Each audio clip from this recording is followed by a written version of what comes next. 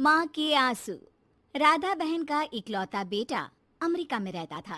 एक दिन राधा बहन का किराएदार कहता है, अरे माँ जी अकेली बैठी रहती हैं, बेटे के पास क्यों नहीं चली जाती? अरे कैसे चली जाऊं, नई नई शादी हुई है, अभी तो थोड़ा बहू के साथ समय बिताएगा, तभी तो दोनों के बीच समझ बढ़ेगी ना। अरे कैसी बात कर रही हैं माँ जी, समझ बढ़ाने के लिए 5 साल काफी होते हैं। 5 साल की शादी को कोई नई शादी नहीं कहता।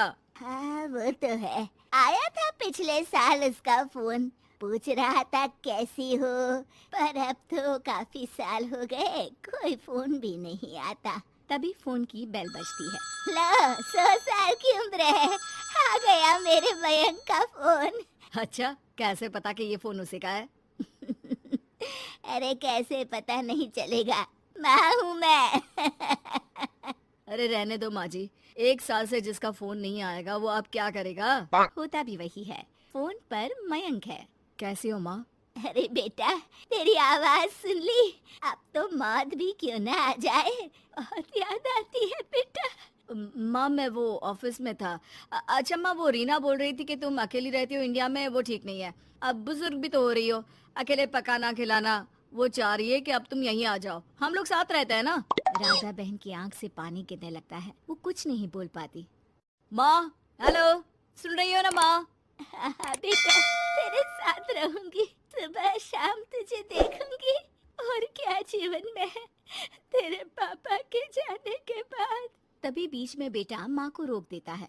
हाँ हाँ ठीक है माँ, तो मैं आता हूँ अगले हफ्ते तुम्हें लेने के लिए। राधा बहन को तो मानो बुढ़ापे में किसी ने पंख दे दिए हो, उड़ी जा रही थी पूरे मोहल्ले में। अरे वो मयंक आ रहा है, अब तो अमेरिका जा रही हूँ मैं, वहीं रहूंगी। अच्छा है मौसी, आपका जीवन देखकर तो मुझे भी रोना आ जाता था। कोई बात नहीं मौसी, देर से ही सही, सब अच्छा होने वाला है अब। राधा बहन दौड़ दौड़ कर सामान ला रही थी। अरे इतना सामान तो 2 साल में भी कभी नहीं खरीदा जो 2 दिन में लिए जा रही हो मौसी। अरे बेटा आ रहा है ना अमेरिका से। अच्छा अच्छा, तो पकवान बनाने की तैयारी चल रही है? हाँ बिल्कुल, उसको बेसन के लड्डू बहुत पसंद है। रात भर भूनना तलना ये सब प्रोग्राम चलता रहता है राधा बहन के घर में। और फिर वो दिन भी आ जाता है जब बेटा घर आता है। कौन? माँ मैं मयंक। ये घर का क्या हाल बना रखा है, न सफाई न धुलाई, कैसा लग रहा है ये घर? घर तो ऐसा ही था बेटा, हमेशा से, बस तू थोड़ा कमजोर लग रहा है। क्या हुआ बेटा? ये कमजोर नहीं फिट होता है माँ। वैसे और बता, क्या हाल है तेरे? बेटे के मुंह से हाल पूछने का अंदाज भले ही फॉर्मेलिटी वाला हो, लेकिन राधा बहन की आंख फिर भर आती है। अरे यार, ये तुम्हारी हर बात पर रोने की आदत न जाने कब जाकर खत्म होगी। सही कहती है रीना तुम्हारे लिए। रीना बहू क्या कहती है मेरे लिए? यही के बस यही एक आदत है तुम्हारी माँ की, इमोशनल ब्लैकमेल। अरे यार, अब इसमें रोने की क्या बात है? ना ना कुछ नहीं, बहुत दिन बाद तो घर आया ना तो क्या रोएगी? हाँ क्यों? अच्छा ये ले, तेरे लिए रात भर बैठकर ये बेसन के लड्डू बनाए हैं, और ये अचार तुझे बहुत पसंद है ना? पसंद है नहीं माँ, पसंद थे।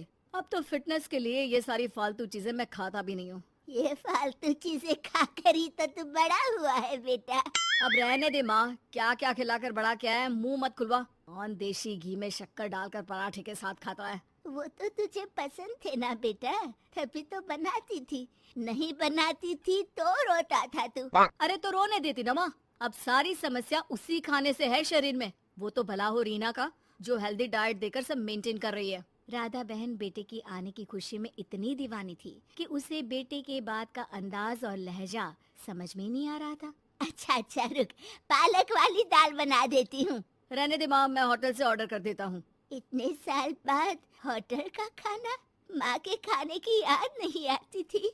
अरे माँ, फिर इमोशनल डायलॉग, प्लीज माँ।